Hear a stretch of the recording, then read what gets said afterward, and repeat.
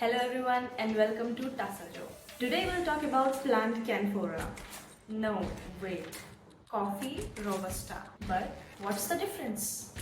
Do you know coffee Robusta is a variety of plant Canfora, the second most famous coffee in the world, contributing 40% of coffee production worldwide.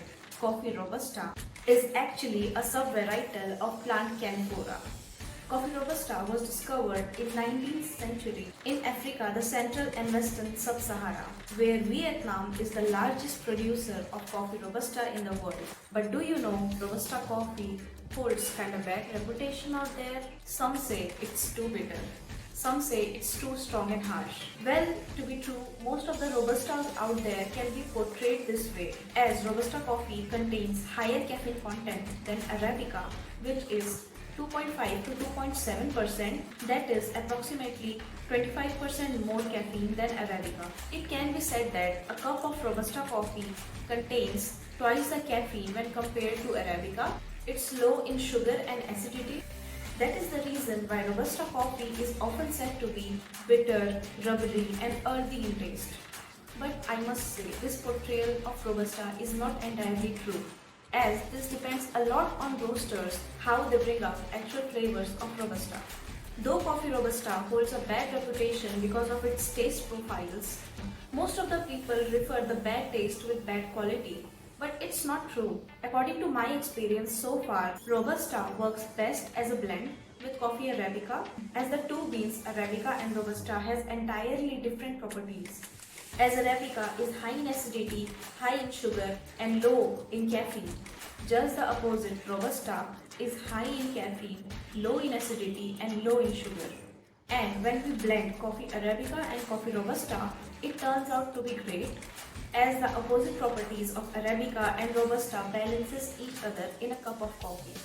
For sure, Robusta coffee gives a bitter taste when compared to Arabica, but bitterness is also present to many people out there who prefer to eat something like darker and bitter, just like darker and bitter chocolate. Yes, the taste of coffee Robusta can be well compared with dark chocolates. It can also be compared to nuts such as hazelnut, walnut and peanut. The taste profiles which I am mentioning of Robusta can taste entirely different from person to person. And just opposite to coffee Arabica, Robusta is low in price and cheaper than coffee Arabica. Here's why. In opposite to Arabica, coffee Robusta grows in lower altitude like sea level of 600 to 2400 meters. The plant of coffee Robusta is 10 meters tall. It spreads in a larger area and gives a higher yield when compared to Arabica. This plant is highly resistible to insects and diseases, because just like us, the insects also do not like the bitterness of Robusta coffee, and the diseases do not like the antimicrobial properties of this plant. By antimicrobial property, I mean it is a substance that kills microorganisms and bacteria and stopping them to grow diseases. And so Robusta coffee turns out to be a cheaper option than Arabica.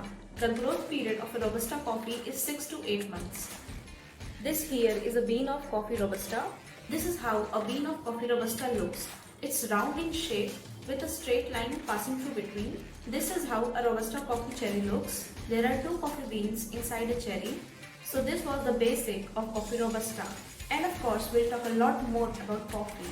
If this information helped you, then do consider subscribing and visit my Instagram page. Thank you so much.